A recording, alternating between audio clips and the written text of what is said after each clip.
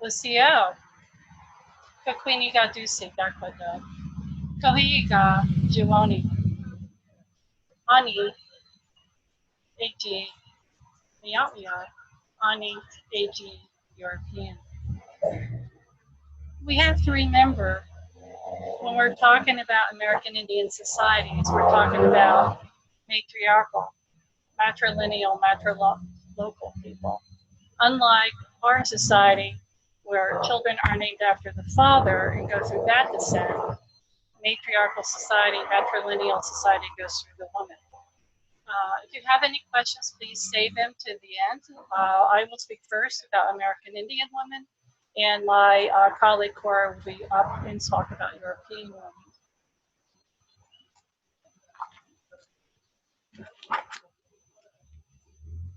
The Indian people who lived in the United States were matrilineal, matrilocal. And the two groups we're talking about today were Iroquois speaking people that lived in this part of the United States, the Cherokee and the Tuscarora, along with the Great Lakes area, and the Algonquin people, which are the Lenape, and they live along the coast of the Atlantic. And these two people have similar belief systems and similar esteem for women, where even though their languages are different. A little known aspect of American Indian is that a lot of them were abducted and sold into slavery. A lot of them ended up in the Caribbean, and a lot of them ended up in Europe. At this point in time, we're talking about the mid 1700s, there was what they call the Tuscarora Cherokee Wars. And these people were abducted, killed, and they were fleeing for their lives. They're going up the Appalachian Mountains, and they're trying to get to their brethren in the Great Lakes area. As they're going up the Appalachian Mountains, they come to the Lenape territory, and many of them decide to stay here and intermarry with the Lenape because they have their societies formed basically the same.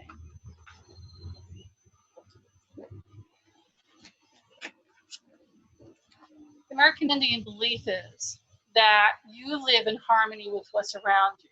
European belief is that animals and trees and the fields and stuff are something to be dominated over. American Indians believe that's something that you get along with, that you live in harmony with, that you respect them. It's something that we need to remember today. And so I got this little picture of wolves, which were the totem of the Lenape, Munsee-speaking Lenape people that lived here. And we call them Wahya, those are the wolves. And this lady is kind of a nurturer. She is not trying to be harmful at all to the Wahya.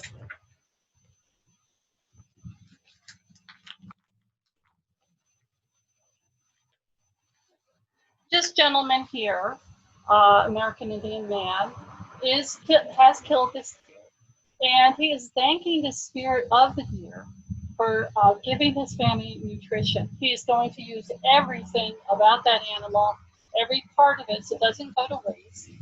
And he is saying, since I took your life here, I am saying thank you, and I'm giving you back some tobacco to show my respect. And we talked about slavery, and it was happening on a pretty large scale here. Historians so far have estimated that maybe 5 to 6 million American Indians were bought and sold into slavery. And they would also say they were indentured servants, but really they were slaves, both in North and South America. They kept very bad records of this because it was illegal in some parts not to put them into servitude, not to put them in slavery, so they called them indentured servants. As you can see from this picture here, women and young girls brought onto auction were paid more for ones who were very attractive. So it was a curse to be an attractive woman, Indian person. A lot of times they were forced into relations with their male owners. Okay. In contrast, when European colonial women were abducted and taken into captivity by American Indians. Uh, they were sometimes ransomed off because American Indians needed the money to help their people. A lot of times they were adopted into the tribe because they reminded the tribe of someone that they lost near and dear to them. And when they were adopted, they were full members. Some of them became, if they were male or sometimes female, they would become chiefs. And they would, if they had the opportunity, frequently these women, if they had the opportunity to return to their homes in their old communities, they would elect to stay into this community with American Indians, be wives, be mothers, because they said they were treated with more respect. And one of the reasons I believe for this is that in Christian Judeo thoughts, women were the ones that the serpent came and tricked. And women always had the subordinate role to play in that religious aspect. That they were the ones that were tricked. They were the ones that tricked their husband Adam, and they were the ones that brought sin into the world. So disobedience by Eve brought sin into the world, and she tricked her husband, and he also was a contributor to bringing sin into the world, but not as much as Eve was. American Indians didn't see sin coming into the world that way. They have traditional beliefs that we lived in an Eden-type environment, that people lived a long time, or there was sicknesses almost never heard of, and that it was a lie that tore the fabric of creation. It was not a disobedience. It was not the woman's fault. It was a lie. So the woman had maybe a little better self-esteem because the world and things that went wrong in the world wasn't squarely put on their backs that way. This is a young man. Okay, the role of the Indian gentleman was that they were providers and protectors of their people. And one of the things they did was around the time of the 13, 14 years old, they would go on a vision quest. And the vision quest is really to see how well they were able to endure the hardships around them for hunting and staying out in the environment long periods of time. Okay, so they would have a vision and a protector that would protect them from this stuff. European thought was that basically if these people, men, had a ceremony such as that they must be the most important people in their community. Not necessarily so. Women's roles were nurturers. They were the people who gave birth, took care of the children, provided food, and plowed fields. Some of the men who went on their vision quest were not able to endure the hardships and stuff like that. So they maybe not were the hunters, and they maybe not were the warriors, but they would do the clearing of the fields for them. So not everybody had the same exact jobs in their community. But women experienced deep respect and were considered quite sacred. And that was because of their place giving life to humanity. Ones who brought in life for another human being.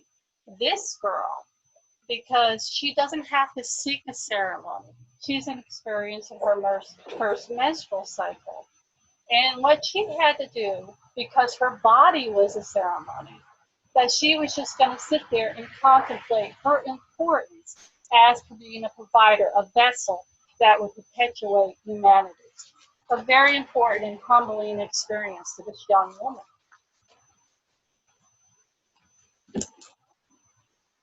Okay, when I was a little girl, a very little girl, around the age of 3 or 4 years old, my daddy was making me a corn husk doll. And as he was making me a corn husk doll, I believe he was bringing on some stories he had heard from his Muncie speaking Lenape father and grandmother. which told a story about Corn Woman. Now remember that young girl, that picture we just saw? Corn Woman was a story that basically said that Corn Woman sacrificed her body. She shedded the kernels of corn to help humanity and keep humanity going. And what a wonderful analogy this is for women of all tribes and all people, that giving birth, being a woman, is a great sacrifice. So as the snake, as my ring here is, as the snake sheds its skin, Corn Woman shedded her kernels of corn. A woman will shed parts of her body in order to be able to have a baby. Now, another mistaken belief to a lot of European colonial people was that since the man was a chief, usually, not always, sometimes a woman was, that the men had power and say over their communities. Not totally true. What happened was that the women, council of the elders, were the ones to decide who was chief. And they would be the ones who would counsel any decision that would involve the people. If the chief was not a good chief, the woman would vote him out and vote another chief in. So this was truly the power behind the man.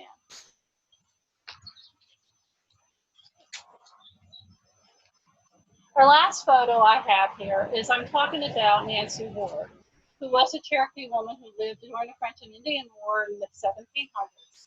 And the reason I bring Nancy into this fold is that, yes, she was a nurturer and she had children, but she also was a warrior. And she would fight for her people in battle. She would also fight for her people in courts. She would fight for them for their land. She would fight for them for their well-being. She was highly respected. She lived to be over 100 years old. And this is the kind of community that American women lived in. And I think it's wonderful for us to remember in this year 2020 that we have a lot of competition with our latest pandemic, that this is the year that the woman got the 100th year anniversary of the national vote. And I want us all to maybe pause and remember that women are very essential people in our community. And maybe we can all learn something from the American Indian community and keep ourselves in harmony with what's around us. Now, Cora is going to talk about European women.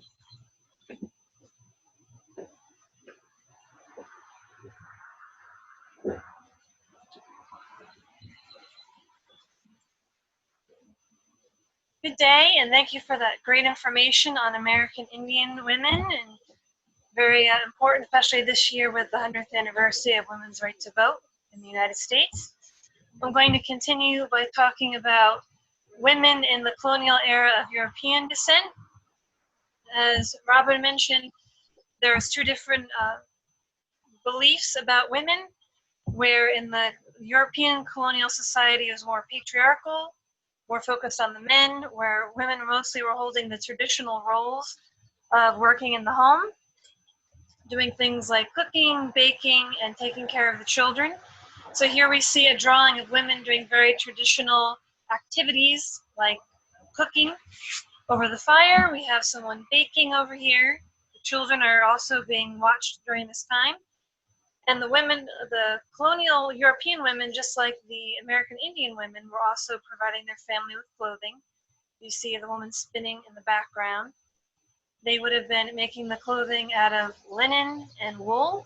Cotton was still pretty expensive during this time period, though after the cotton gin in 1799, it became a lot more easy and affordable to have cotton. And we also have a woman churning butter in the background. So a lot of colonial women were doing these very traditional roles of running the household, kind of similar to the American Indian women roles of preserving the family, preserving life, helping everyone with their daily needs. Colonial women also would have been working on the farm. For example, Abigail Adams would have been working on her farm, managing her farm, while her husband, John Adams, was away at the Continental Congress and when he was an ambassador in Europe. So women also would have been working on the farm, doing hard labor. The more well-to-do women would have had servants to do those kinds of tasks. So they would have been engaged in more social activities, having gatherings called salons. And some historians credit the patriotic women with helping the cause of American independence by holding these salons where anyone, but especially the men, could discuss the ideas of independence and having our own free country. So the more well-to-do women would have been engaging in these social activities and entertaining people with the art of conversation, perhaps playing a musical instrument such as a harp or a spinet, doing embroidery and more higher class considered activities rather than the harder labor.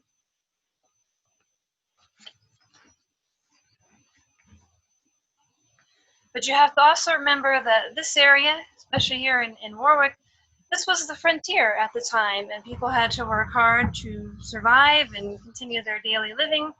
So I have a painting, a modern painting, representing a colonial woman shooting a musket. It would have been very useful for colonial women here on the frontier to know how to use a musket to hunt, protect their families, because as we know, there was conflict going on, war, fighting, skirmishes, and they would have to help protect the home as well. In regards to the Revolution, there were women who participated in the American Revolution. They would follow their husbands, fathers, sweethearts, relatives into war. They would be called a camp follower. They would do some of the cooking and the laundry, and at first General Washington felt that women and children following the army was a burden. They slowed them down, they made the train of soldiers much longer. Then he started to realize that they helped with sanitation and they helped with the morale of the soldiers by being there as well, and that he wouldn't complain about them being there as much. One very famous camp follower was Molly Pitcher, who was made famous by the Battle of Monmouth. She was a camp follower, and she was bringing water to the soldiers and also to help cool down the cannons during the battle. When her husband was wounded, she helped fire the cannon and kept it going during the battle. Also, Margaret Corbin at the Battle of Fort Washington had a similar role. Her husband was killed during the battle, and she helped continue firing the cannon and was credited with helping the colonial cause. Unfortunately, she was shot. Though she did survive the war, she was actually shot because the British soldiers found her cannon was so accurate they wanted to take her out, and it took 2 bullets to take her down. So these are very tough women living on the frontier, performing these tasks in daily life. So unlike, let's say, the Victorian period, where women were thought of as more delicate, colonial women on the frontier were thought of being more tough and able to handle being in battle. So while they had traditional roles, colonial women also went above and beyond those roles for the sake of their families, for the sake of the cause during the Revolution. And it was a pretty amazing thing to hear the stories of what they did. And they also learned things from their American Indian counterparts. It was a blended society. People were exchanging ideas. The children were sometimes bilingual, being able to speak English or Dutch or German or whatever European language they knew, as well as Lenape and other Algonquin languages in this area. Does anyone have any questions at this time?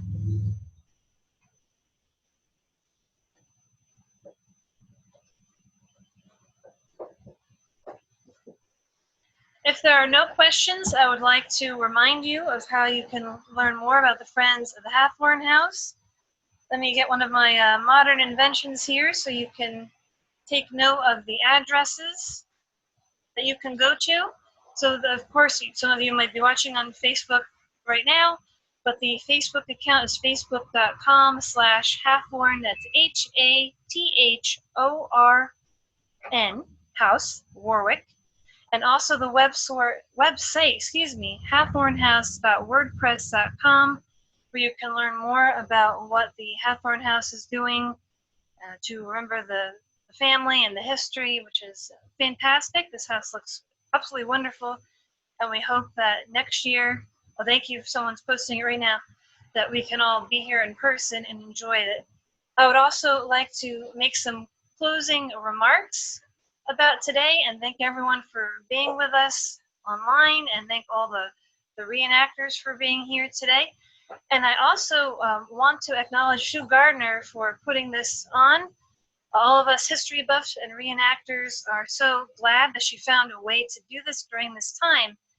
And in the field of reenacting, when we're excited or we want to praise someone, we do something called huzzahs. So I'm going to invite my fellow reenactors to join in with us. We're going to do 3 huzzahs for Sue Gardner, the Friends of the Hathorn House, and to thank everyone for being a part of this today. So when I say hip hip, please answer. You can do this at home. Please say huzzah. We're going to do it 3 times. Hip hip, huzzah! Hip hip, huzzah!